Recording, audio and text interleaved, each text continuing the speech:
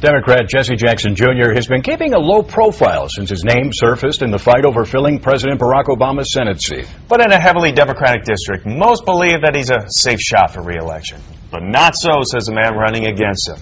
He's Isaac Hayes. You're looking at him right there, the Republican candidate challenging Jackson in the 2nd District, and he joins us this morning. We thank you for being here. Thank you for having me. Good to meet you, Isaac. You Your first time on the show. Why don't you tell us a little bit about yourself personally first, and also why you decided it would be a good idea to run for Congress? Sure. Again, thank you for having me, and thanks to Fox. I want to first give my website, which is www.isaac4honesty.com. That's the number 4. I was born and raised on the south side of Chicago, grew up on both ends of Woodlawn, graduated from Hyde Park, went on to get my degree in information systems from Illinois State University. It was there that I served in the Black Student Union and was the leading voice on campus for African American students.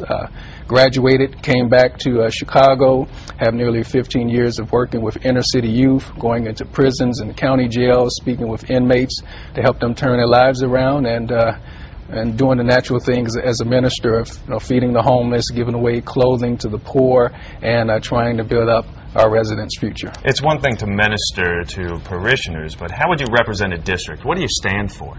Well, what I stand for, first and foremost, is a representative that has character.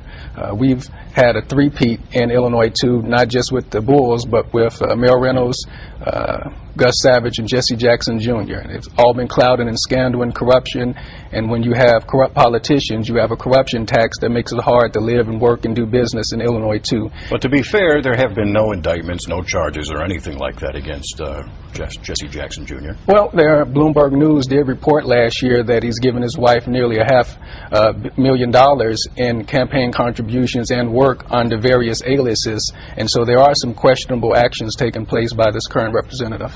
It's one thing to engage Representative Jesse Jackson Jr., but to take him down, I mean, that is a daunting task. This is your first political run. Why not run for something else? Well, I believe that the seat belongs to the people, and we need citizen legislators, and that's why I'm running to increase the number of jobs, to increase the number of small businesses, and to finally give parents choice over their kids' education. There are not many African Americans in the Republican Party. What is it about the party that attracted you, and why do you think the party cannot get more African Americans to come into the party? Well, I believe the Republican Party is the party of the best ideas. We stand for limited government, individual rights and responsibility, free trade, and traditional family values. And it's that latter that brought me to the Republican Party, having the protection of life from the womb to the tomb, protecting the institution of marriage between one man and one woman. And as I began to explore their additional policies of keeping more money in your pocket, I thought that'd be a good idea. And as I said before, but why is it you think the party can't get more men and women like you to join the party? We are. We have our first black chairman in Michael Steele. I have been in closed-door meetings with him with black candidates and with white candidates, and his message has been the same. We need to reach out to the black community, and I'm one of the members of his team who is helping to do that. And you're running in a district, of course, as you know, is heavily Democratic. How do you convince Democrats that it's time for them to vote for a Republican? Well, one of the fortunate things about my district is if you add Republicans, mixed voters, and independents, it's about a half-and-half split in our district. And so we're going to go after the independent voters who are tired of corruption, who are tired of deficit spending, who want a change in government. Real quickly, the National Guard is one idea that some people have said needs to come into Chicago to bring more law and order. I've read that you don't think this would be a good idea. Absolutely not. The executive director of the National Black Police Association released a statement today saying that it would not be a good idea.